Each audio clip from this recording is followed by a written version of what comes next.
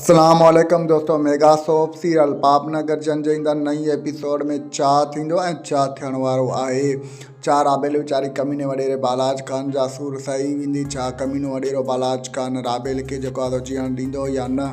छा जेको आहे मिठल ऐं उनजी घरवारी इन इलाइक़े खे छॾियो हलियो वेंदा या जेको आहे सो वापसि ईंदा? छा शेर दिल वारा जेको आहे वॾेरे बालाज खान खे छॾे ॾींदा? छा हिन ड्रामे खे हाणे ख़तमु कयो वेंदो या कुझु अञा नवां अदाकार आंदा वेंदा? इन जी सॼी तफ़सीलात ॼाणण खां पहिरियों जेकॾहिं अव्हां असांजे यूट्यूब चैनल ते नवां आहियो त महिरबानी करे असांजे यूट्यूब चैनल खे सब्सक्राइब करे घंटी जे बटन ते प्रेस करे नोटिफिकेशन ते ऑल करे छॾींदा जी हाणे ईंदा नई नोटिफिकेशन सभु खां पहिरियों अव्हां ॿार ताईं बावक़्तु पहुची सघे।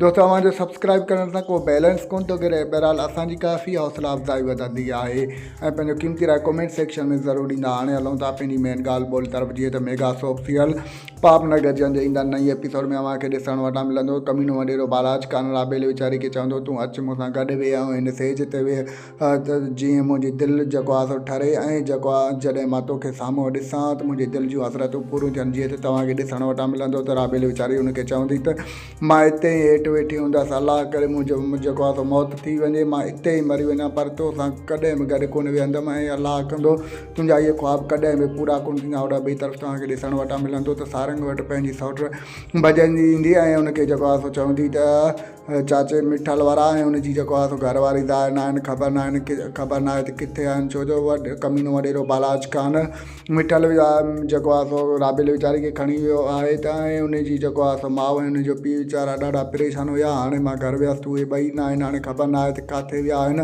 होॾा ॿिए तरफ़ तव्हांखे ॾिसणु वटां मिलंदो त शेर दिल वारा वॾेरे बालाज खान जे मथां तमामु घणे गुस्से में हूंदा ऐं उहो जल्द अज़ जल्द कोशिशि कंदा त वॾेरे बालाज खान खे ख़तमु कयूं। ऐं तव्हांखे ॾिसणु वटां मिलंदो त हिन ड्रामे खे अञा जेको आहे वधीक कुझु क़िस्तूं हलायूं वेंदियूं, छो जो अञा ॿीहर हिन ड्रामे जो शूटिंग हली रहियो आहे ऐं तव्हांखे ॾिसणु वटां मिलंदो त हिन ड्रामे में कुझु नवां अदाकार बि जेको आहे सो एड कया वेंदा जंहिंजो नालो जावेद हूंदो। ॿिया अदाकार बि ऐं जेको आहे जबल बि ईंदो, जबल यानी जेको आहे मंठार जो जेको आहे जेल जो दोस्त हूंदो ऐं उहो कमीनो शख़्स मंठार जी हेल्प कंदो और जॾहिं उहो राणी खे खणी ईंदो। दोस्तों असांजो रिपोर्ट अव्हांखे कीअं लॻो? जेकॾहिं पसंदि आयो हुजे त महिरबानी करे पंहिंजो क़ीमती राय कमेंट सेक्शन में ज़रूरु ॾींदा। असांखे इजाज़त रखंदा। पंहिंजो ख़्यालु। अल्लाह हाफ़िज़। Thanks for the watching. Javed Ali जलालानी।